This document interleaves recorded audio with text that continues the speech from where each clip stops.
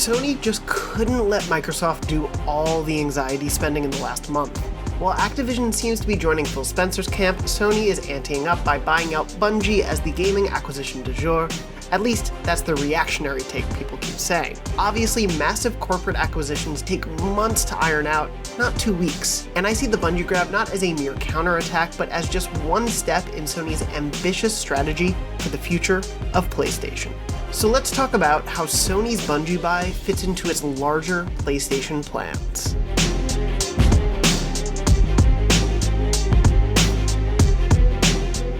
Before Bungie, Sony's biggest acquisition was arguably bringing Insomniac Games in-house in 2019. But looking only to that one major step is missing much of the story that needs to be told if we really want to understand PlayStation's roadmap ahead. Sony has made several less headline-worthy moves that I've divided into 3 main categories. Category 1 is all about keeping up fan expectations with a steady stream of exclusives from studios Sony has long-running relationships with, like Returnal devs Housemarque, the makers of the Demon's Souls remake Bluepoint Games, and Firesprite, a studio founded by former Studio Liverpool leads that is already proving to be a big PSVR asset. These purchases ensure PlayStation's brand of cinematic and action-focused exclusives continue and stay where they are, along with the players who have come to love and expect these games, even as the company grows and expands its own definition of what it is. The second category of Sony's acquisitions support PlayStation's brand both on and off PlayStation platforms, like Nix's Software and Valkyrie Entertainment. Nix's is well known for its PC porting prowess on games like Tomb Raider and Deus Ex, and Valkyrie has been supporting Sony Studios already with both development on God of War 2018 and God of War Ragnarok. As PlayStation looks to PC as a new avenue for its games, Nix's can help ensure the quality of those ports, while Valkyrie can assist teams in-house with developing their games and, hopefully, stave off delays or dry spells in the release calendar. And the third kind of deal isn't an acquisition at all, but exclusivity, which may end up being a big earner for Sony. This is not exactly groundbreaking for them, with Forspoken and Ghostwire Tokyo among other expected console exclusives this year, just as an example. Even more interestingly, they have set deals to publish games by new independent studios headed by veteran talent: Firewalk Studios, Deviation Games, and Haven Studios. These kinds of teams have certain advantages, and a Sony partnership with them is mutually beneficial. These new teams with veteran know-how get access to Sony's years of refined technology, while Sony gets a foundation of game types with live service and multiplayer experiences that aren't necessarily their core brand, but provide huge value. New, sometimes console-exclusive games from former Destiny, Halo, Apex Legends, and Call of Duty Black Ops and Zombie devs aren't bad to have in your corporate pocket, especially since most of PlayStation's core exclusives do not feature robust multiplayer modes. But maybe that's changing. Naughty Dog, a longtime Sony studio well known for The Last of Us and Uncharted, is building out a robust multiplayer experience, while Blood and Truth Dev's London studio is making an online-focused PS5 exclusive. Further pushing in that direction, PlayStation confirmed that they want to launch at least 10 live service games in the next 4 years. Why? Well, last fiscal year, DLC add-ons and microtransactions accounted for 1/3 of PlayStation's net sales. I hear some of you groaning out there, but if you don't like it, stop buying it, because revenue streams guide business directions. If people are purchasing these things, and they are in a big way, it can be deduced that they probably want to. And hey, if the extra purchases attached to upcoming exclusive titles are ambitious and solid enough for fans to want them, then clearly there's a lot of money to be made. And all of this is being done while Sony continues to focus on its ambitious single-player adventures that have come to define it. Now, this is all well and fine, but doesn't show a huge departure from what we're seeing from Xbox, nor from the argument that Sony is just trying to keep up with Microsoft. But the thing is, while Xbox has made big, showy gestures that can and have caused Sony's stock to dive occasionally, Sony has been taking these small steps starting well before Xbox's attention-grabbing acquisitions like Bethesda and Activision. Think of it as Microsoft using a head-on Superman strategy and Sony in turn sneaking through the shadows like Batman. Both strategies work, they're just different. In 2019, after all, Sony founded PlayStation Productions, in 2020 they released the Horizon Zero Dawn PC port, and in 2021 they announced the Days Gone PC port before the Nix's acquisition. They're even expanding into mobile and staffed up a new related department in early 2021, even before Xbox acquired King or Take-Two nabbed Zynga. In present-day 2022, I think Sony has absolutely moved from dipping a toe in the waters of a PlayStation ecosystem to diving into it headfirst as it sees the increased competition and a more equal sharing of mindshare.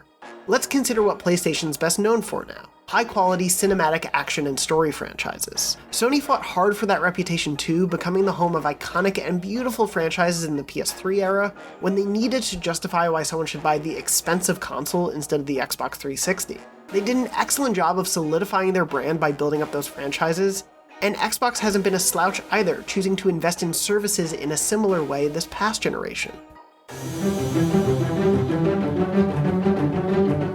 And that brings us to today, to Bungie, a studio that has been through the ringer and come out ahead. The early days of Destiny were troubled in terms of establishing a multiplayer ecosystem players would want to come back to time and again. Destiny 2 has turned things around and triumphed though, making one of the biggest franchise comebacks in recent history, and taking what they've learned through almost a decade of experience with them. Considering Sony's plan to lean more into multiplayer and live services, Bungie is a natural fit to marry that ambition with concrete tools, more revenue, and a dedicated user base. On the flip side, PlayStation is actually a natural fit for Bungie too, as the studio has its own ambitions. Sony ownership means Bungie will be allowed access to all of the development service perks of PlayStation Studios, along with its multimedia arm, PlayStation Productions.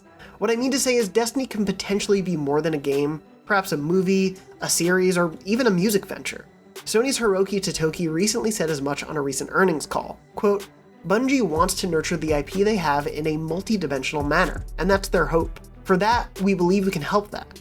We have Sony Pictures and Sony Music, and Bungie can leverage our platform so that their IP can flourish and grow big." Whether or not Bungie wants Destiny's multimedia future to compete directly with the Halo's upcoming Paramount Plus series is, well, another video entirely. Now, IGN's own John Davison said after the Activision acquisition, quote, "These companies are in a war for content, not consoles. The modern war, whatever you want to say it's about, is all about brand and screen time, not the device you use it on so much. It's why we've seen Netflix in the past even say Fortnite is a bigger competitor than HBO, or why companies like WB and Disney are doubling down on their biggest franchises as their identities, pumping out universes of content that can keep users not just coming back, but specifically associating their love of a medium with certain brands. PlayStation and Xbox want the same thing, but are going about it in different ways, at least for now. If we're looking at this in terms of brands and service, then Xbox is currently killing it thanks largely to their Game Pass subscription option. The allure of a program that guarantees every Xbox-owned studio's games comes to that service day one, along with dozens and dozens of other AAA, indie, and everywhere in between games for a monthly flat rate, is currently an unmatched deal for consumers. Xbox's acquisitions have clearly been in service of, well, the service. And with such a wide stable of teams now under its control, Xbox can ensure there's a steady stream of games you'd be a fool not to subscribe to Game Pass to play. This is something Sony absolutely needs to address because there is a pretty clear gap as it stands now. It does look like we're close to hearing something from them with the alleged Project Spartacus, the codename for PlayStation's more expanded PlayStation Plus subscription service, looking just ahead. The details now are sparse and still completely unconfirmed by Sony, but Spartacus supposedly features somewhat of a Game Pass-like catalog on higher tiers, though it also largely seems aimed at leveraging its legacy library of PS1 through PS3 games, rather than drive new players into the PlayStation ecosystem with all brand new games. That's all conjecture for now though, but it stands that PlayStation just doesn't have the low-cost, expansive gaming option at the moment that brings players into the PlayStation world, builds allegiance, and retains them with a consistent slate of new releases. We'll see more on this when Sony makes a formal announcement of the service.